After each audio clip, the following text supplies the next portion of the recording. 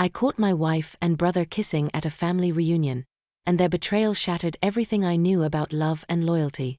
You never really expect the walls of your world to come crashing down at a family reunion. Those events are supposed to be filled with laughter, kids running around, and memories shared over a few beers or barbecued ribs. But there I was, standing in the backyard of my childhood home, watching as my wife, was wrapped in my brother's arms, their lips locked in a kiss that shattered everything I thought I knew about the two people closest to me. In that moment, time stopped. My heart pounded in my chest, and it felt like someone had knocked the wind out of me. The world became a blur, and all I could hear was the deafening roar of my own disbelief. It's funny, really. If you asked me before that day if I trusted my wife, I would have told you without hesitation that I did. Completely. And my brother? Well, we had our ups and downs like any siblings, but he was my blood. He was the guy I shared a room with growing up, the one I'd gotten into fistfights with, only to make up and laugh about it later. There was a bond there that I thought could never be broken. Turns out, I was wrong. Let me back up a little. My wife and I had been together for 8 years, married for 5. We had the usual bumps in the road, but overall, our relationship was solid. At least, that's what I believed. She had always been a bit more outgoing than me, the life of the party, while I tended to hang back, more content to watch from the sidelines. That was part of why I fell for her in the first place. She had this energy, this spark, that drew people in, including me. And when she met my family, especially my brother, they hit it off instantly.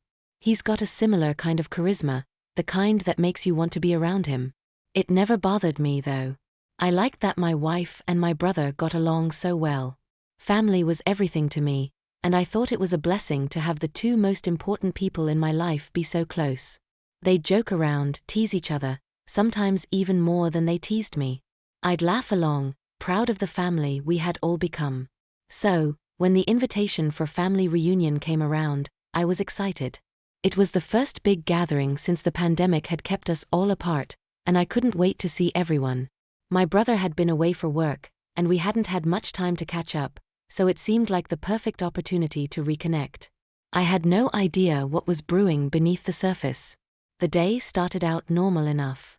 We arrived at my parents' house, and there was the usual flurry of activity. Hugs, jokes, food everywhere. I helped my dad set up the grill, while my wife mingled with everyone, flashing that smile of hers that always seemed to light up a room. My brother arrived a little later, and there was that familiar rush of energy when he walked in.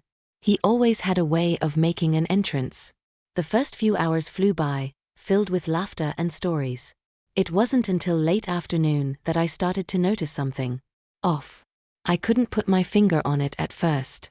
My wife and brother had always been friendly, but this was different. There were glances, little touches that felt out of place. I tried to shake it off, telling myself I was just being paranoid. Maybe I'd had one too many beers, or maybe I was just in a weird mood.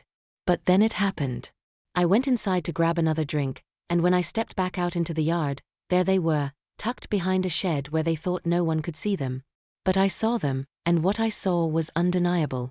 My wife and my brother, locked in an embrace that made my stomach turn.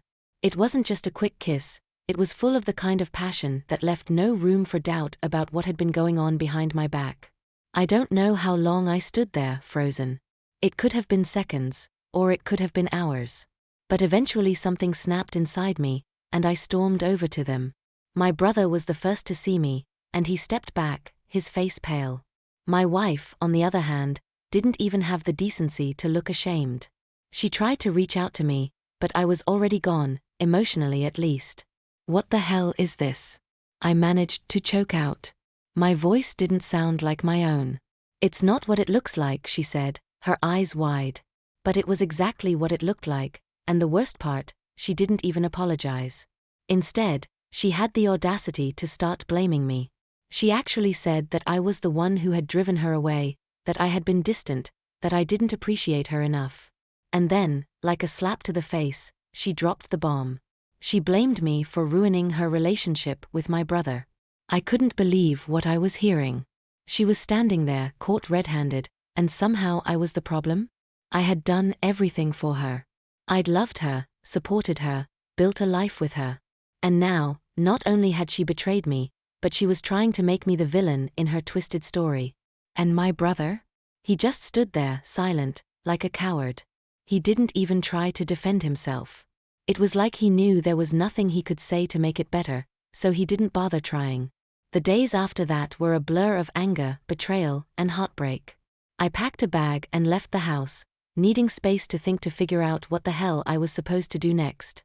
My wife, soon-to-be ex-wife, tried to reach out a few times, but I couldn't bring myself to respond. There was nothing she could say that would undo the damage she'd caused. And as for my brother? He's dead to me now. I haven't spoken to him since that day, and I don't plan to. There's no coming back from something like this. But here's the thing. Betrayal like this, it doesn't just hurt. It changes you. It makes you question everything. Your marriage, your family, even yourself. I found myself replaying the past, wondering if there had been signs, if I had been blind to what was happening right in front of me. Had there been something I could have done to stop it? Was I too trusting, too naive? The truth is, though, it doesn't matter. Because in the end, the blame lies with them. They made their choices, and those choices tore my family apart. The divorce is still in progress. It's messy, as these things tend to be. But I've found some small measure of peace in knowing that I deserve better than what they gave me. I deserve loyalty, honesty, and respect. Things my wife and brother clearly didn't value. People have asked me if I regret going to that family reunion, if I wish I had never found out. And while the pain of that day still stings, I don't regret it. I needed to know the truth, as devastating as it was. Now I can move on, rebuild, and maybe one day, trust again. If you've ever been blindsided by betrayal like this, you know the roller coaster of emotions I've been through. And if you haven't, well, count yourself lucky. Either way, you'll want to stick around for more stories like this one, because life has a way of throwing curveballs when you least expect it. So hit that subscribe button, because trust me, you won't want to miss what happens next.